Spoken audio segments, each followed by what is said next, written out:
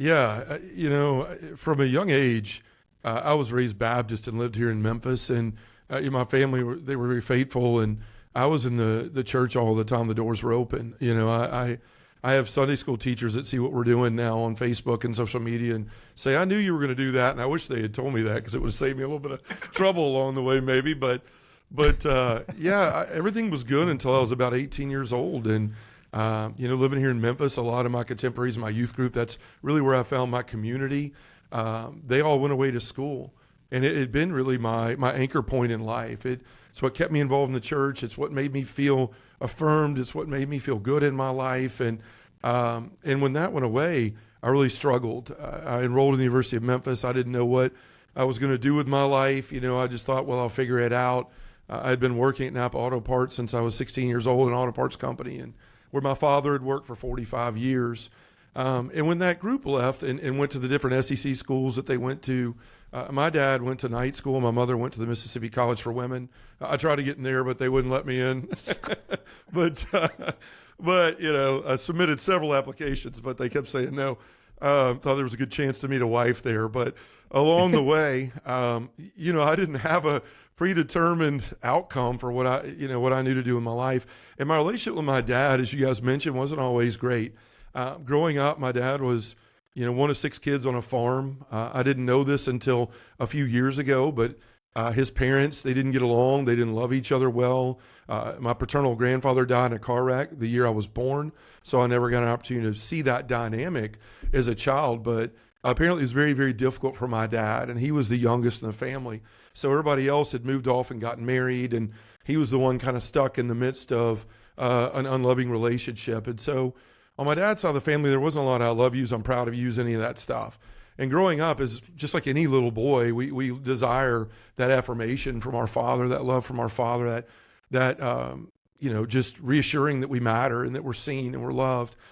He worked two jobs, and he was of the mindset of you work hard, you put your head down, you never complain, you never have feelings, you never have emotions. What are feelings? Men don't have those. And kind of a Clint Eastwood or a John Wayne or a John Wick, if you will, for today's younger people. But that's how I was raised. And so when I went off to college, I didn't have that information from my dad. I lost that community, and so I looked for it somewhere else. And I joined a fraternity, which oddly enough, my father said wasn't a good idea because I was an extrovert and I would make friends, but I didn't listen, and I joined. Before long, that affirmation led me to do whatever people thought was cool or would draw me into that group and be loved and liked. So before long, I found myself binge drinking, experimenting with drugs, everything from pills you'd find in somebody's pill cabinet, a Xanax, a Valium, an Adderall, and things like that. And then I wound up trying ecstasy, and then LSD, and eventually trying cocaine.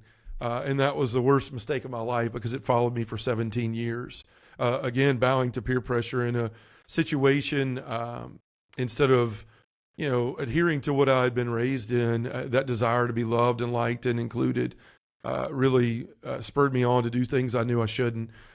And so I found myself shortly after that in an addiction, and Dr. Bob talks about a lot, I'm sure you do too, Jake, in your work, these unholy vows we make. So when I made that mistake, I said, oh man, that was stupid. I'll never do it again. And I'll never have the dealer's number, and I'll never buy it, and I'll never all this stuff. Well, one by one, those started to fall. I continued to long for belonging and for community, something I had lost. I walked away from my faith when I went to college. That first day that I joined the fraternity was the last day I went to church for about 11 years of my life. And it was a difficult thing. So I continued to dive into this newfound self-medication, if you will, for the pains and wounds I had in my life. I wasn't aware then, and really wasn't until started working with Dr. Bob about the wounds of inadequacy and the wounds of the great father wound and all of those things that were present in my life. But I did what like a lot of men do. I covered up. I continued to say, well, this part of my life screwed up and nobody has to know about it, so I'll just develop masks. And just like someone who has a hat rack on the wall and walk, for us bald guys, we do this more than anybody else, Jake, but looking to cover up your head in cold weather, am I going to wear this hat, this hat, this hat, or this hat? In my case is I'm going to put on this face or this mask or this mask.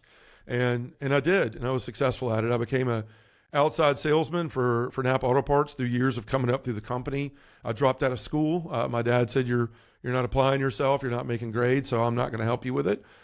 So I dove into that career, and before I was 24 years old, I was making several $100,000 a year, and I was the number one sales guy in the company. So from the outside looking in, I had the tiger by the tail. You know, you had money, house, car, women, you know, things like that.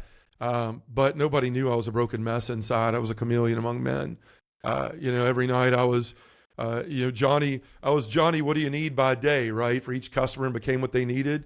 And I did my job well until about 4:30 or 5 o'clock. And then I buried myself in drugs and alcohol and pornography and all these other things. So my relationship with Jesus in that time was basically like a lot of people's can be if we're not careful. I treated Jesus like a genie in a bottle. You know, pulled him off a shelf and said, hey, I need something. Like, I'm really lonely. Send me a woman in my life. Or, hey, God, I really need to make this sale. You know, could you do that for me?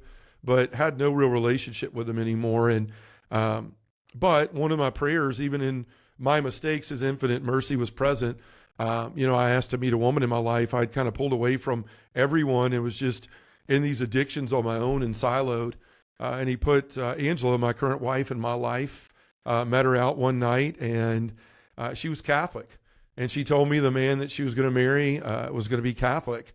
And so I thought, what the heck? I'm not practicing any faith. And, you know, whatever that means, I'll go sign up for this RCIA class and chivalrously give up my faith. I don't practice anymore for hers. You know, I thought it was very heroic at the time. But I never told her what was going on in my life. And the whole time we were dating, I only did enough of the drugs to satiate myself, but not enough for her to see that there was anything wrong with me. And of course, we were young and social. So, you know, we were drinking when we were out and things like that. So didn't raise any alarms for her. Unfortunately, I believe that things in my life would happen to me and I would change my life. You know, I'm going to get married, so my life will just change. Like magically, flip of a light switch, it'll be, you know, different, and I'll leave childish things behind, as St. Paul says. But that didn't happen. I was doing cocaine till 7 a.m. The night before I got married. I never took the faith seriously. I fought Angela to go to church. I did it to marry her, and I wasn't the man that she thought I would be. So a year after we were married, she tells me we're pregnant. I thought, oh, great, I'm going to get to be a dad. I've always wanted to be a dad, and I'm going to be the best dad ever, and I hope it's a boy because I won't know what to do with a girl, and you know, I'm just going to be the best dad ever. Well, one thing that didn't occur to me until a few minutes after she told me, Jake, was that I had been doing a lot of drugs, you know, when we conceived. And so it hit me that something could possibly be wrong with Jacob. He could be in danger. And I needed to share that with Angela, but I didn't because I was a coward and I thought I would lose everything if I told her the truth. So I kept that to myself. And by the grace of God, Jacob is 16 years old and the light of my life and just a great boy.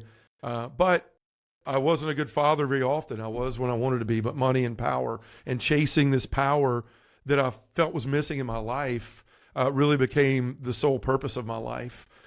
You know, I thought, well, I'm being a good man by providing and all these things, but really I was trying to fill a hole in my heart that was there, you know, for a long time coming.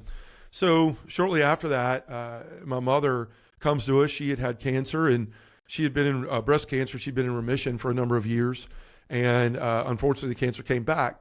So she started treatment again. And a few weeks later, she had been very tired. They questioned why this was. They didn't think it was the chemo. So it wound up being a heart issue. And she had a choice to make: either have some heart surgery and stop the chemo, or keep the chemo, don't have the heart surgery, and possibly have a heart attack. Yeah. My father and my mother decided. John, Go ahead, John, Dr. Bob. Just a second there. Yes. Just pause, because this is, you know, it gets to be really vulnerable here at this point. Sure. But I just want to give Jake and I an opportunity to just comment on some of what you've already shared before we move into this piece. Sure. It's okay. Yes, sir. Yeah. Jake, I see you asking things. Are there places in your heart you... Yeah, thanks, Bob. John, thank you for your story so far. And I mean, it's like, I'm like, whoa, Bob, what? That's a cliffhanger. Like, what? So, okay, we'll get there in a second. But there's numerous things that are coming up for me that I'm just listening to notice in my life and notice in the lives of men. So I'll just highlight a few of them, and maybe it's, you know, we can talk about that, you know, after you finish your story or now or whatever. Sure. But There's a phrase that an author we all appreciate who's been on the podcast before, John Eldredge, has, and the phrase is, there's a way things work. And as I'm listening to you describe your experience, John, you're acknowledging that truth. There's a way that the masculine heart works, despite whether you acknowledge it or not, despite if you agree with it or not. It's simply, there's a way that it works. And you're describing a nuance of that I think is fantastic. Well, several of them. One of them being the desires of the hearts of men. They're there, and they work in a particular way. If you honor them, okay, if you dishonor them, if you ignore them, if you indulge them, if you repress them, there's a way that will work. And so you're describing the ache for belonging, connection, and what happens when you deal with that in a particular way. So I think that alone is such a helpful beginning premise, because the stereotype that often gets put on men, and maybe it's an older stereotype that's a bit more different now, I don't think so, which is men don't really have an interiority. It's kind of blank, or it's ultra simple, and so they're just dumb oafs who walk around like Homer Simpson and, all that. That's just not true. There's a way things work. And you either face it, work with it, or it will work you. Yeah. And you have a choice to make there. Another one that I think is so common for men is masks. We are professional mask wearers in so many different areas. And so what does it mean to not wear a mask? Is to be authentic and vulnerable, which can be really hard for men. So I'm hearing you nuance success. This is what I do. This is how I prove my worth. This is how I satiate the heart through masks. I'm like, gosh, that's so common. And the two more just highlights the ways that we relate to God. Like you're describing these genie in a bottle way, or I go to church on Sunday, so give me my Monday to Saturday to myself, or just all the various ways we relate to God. Again, it's part of the masculine journey. It's part of the way things work. But the way that we relate to God has a significant impact on us. What is that? Are we aware of that? And then lastly, I loved it. You put the chase to fill my heart. Like, gosh, that explains so much of the masculine story. The chase. What are you chasing to fill your heart? And would you be honest enough to admit whether or not it's working or not? So I just love the themes, because those themes to me are speaking to every man's story. Bob, what about you? Yeah, I would say the two things that really jump out to me are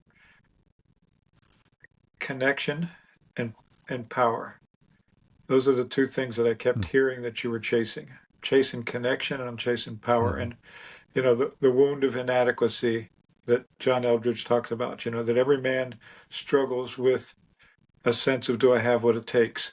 And you describe with your dad, there wasn't either the level of connection that you wanted or the level of affirmation that you had what it took. And so that there was a sense of inadequacy and a sense of loneliness that I heard were deep in your heart, that were kind of masked by, not masked, but filled by your peer group when you were growing up in church and, being there. And then when that was taken away, then the peer group with your fraternity became the replacement. And so when you were in the peer group with your church, you did what the church did. When you did the peer group with the fraternity, you did what the fraternity did. And they were both in search of power, of feeling adequate and belonging and feeling connection. And those were such powerful driving forces. You did things in there that you hated yourself for and you felt ashamed of. And then that's where the masks come in and everything else.